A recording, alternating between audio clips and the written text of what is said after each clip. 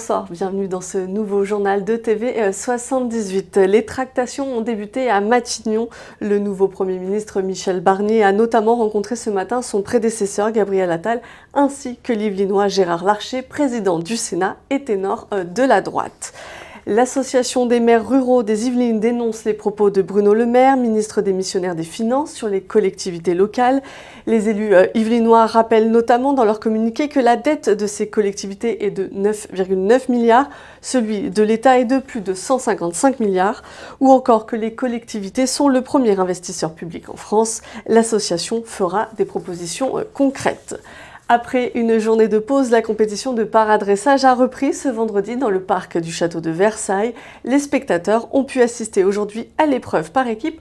On retrouve sur place Grégory Canalé.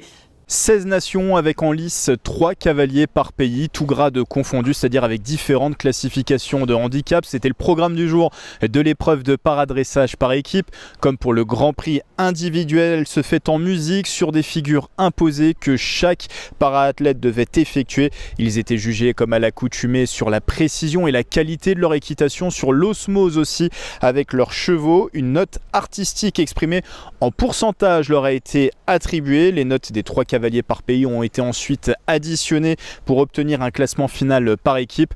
Alexia Pitié, Vladimir Vinchon et Kira Zenati étaient les 3 cavaliers à représenter la France aujourd'hui.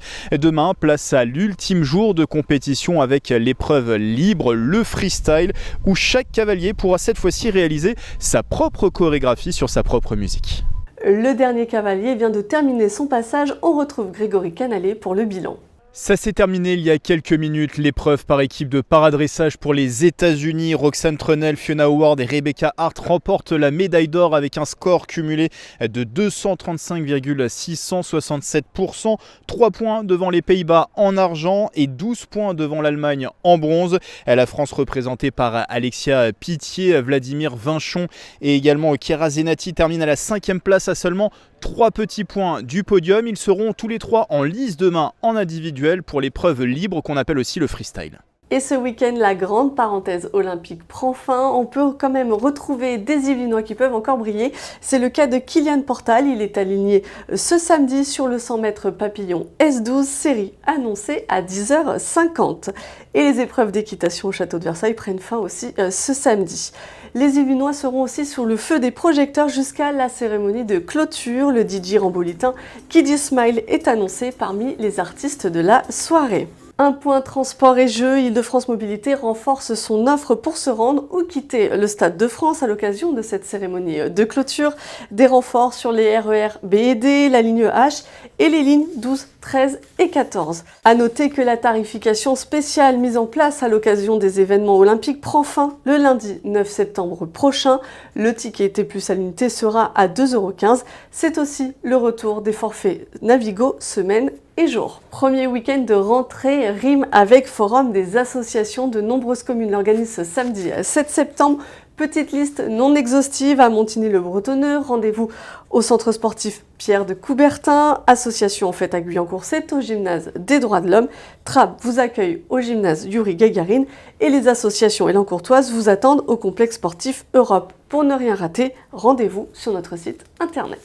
En 2017, Sylvie Châtaignier fonde Modular Design, son cabinet d'architecture d'intérieur spécialisé en accessibilité.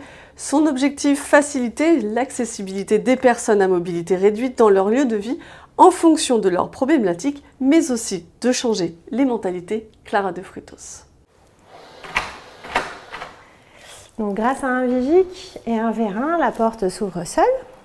On va donc pouvoir passer dans l'appartement. Simplifier le quotidien des personnes à mobilité réduite en aménageant leur milieu de vie, c'est le défi que s'est donné Sylvie Châtaignier depuis 2017 en créant Modular Design, son cabinet d'architecture d'intérieur spécialisé en accessibilité. Dans cet appartement vitrine de 45 mètres carrés, situé au Mérentais à Ménil-les-Hameaux, on retrouve par exemple des installations intelligentes comme celle-ci. Vous voyez, par exemple, dans l'espace cuisine, tout a été pensé pour que je puisse laver mes légumes, par exemple, ou ma vaisselle, en position assise. Mais aussi toutes sortes d'accessoires qui peuvent faciliter la vie. Alors ça, par exemple, ça coûte moins de 5 €. Et ça peut me permettre, quand, par exemple, j'ai du mal à ouvrir mes bouchons, juste le poser et pouvoir ouvrir tous mes bouchons. Grâce à ce lieu de démonstration, l'architecte d'intérieur veut montrer qu'il est possible d'allier accessibilité et esthétisme tout en ayant un petit budget. Ce lieu, on l'a pensé pour qu'il puisse être adapté au plus grand nombre de personnes qui commencent à avoir des limitations et qui ont besoin d'une adaptation, je dirais, légère, mais qui commencent néanmoins à avoir des besoins qui sont spécifiques. C'est bien de pouvoir montrer des petites choses aussi, des astuces, des choses judicieuses, et puis des choses qui sont vraiment adaptées et spécifiques, comme par exemple la porte qui est sur vérin et qui s'ouvre seule. Des aménagements et des astuces qui pourraient répondre à un défi, celui du papy boom. Selon l'INSEE, depuis 2050, un habitant sur 3 sera âgé de 60 ans ou plus en France. Et selon une étude menée en 2021 par le ministère des Solidarités et de la Santé, 1,4 million de personnes en perte d'autonomie auront besoin d'accompagnement d'ici à 2025. Alors pour anticiper l'avenir, Sylvie Chataignier propose aussi des formations afin de changer les mentalités. Ces formations sont utiles pour toutes les personnes qui vont accueillir du public, parce qu'en fait, nous sommes tous pluriels et nous avons tous des spécificités. Mais ça peut être aussi les grandes entreprises de l'agglomération qui, par exemple, souhaitent pouvoir accueillir dans leurs équipes quelqu'un aux besoins spécifiques. Comment faire? Est-ce que j'ai des gestes, des choses à faire, des choses à aménager? Comment ça se passe? Près de 200 personnes ont déjà fait appel à Modular Design. Dans les Yvelines, l'entreprise possède 2 autres lieux de démonstration comme celui-ci, un à Conflans-Sainte-Honorine et un autre au Mureau. C'est la fin de ce journal. Très belle soirée sur TV78.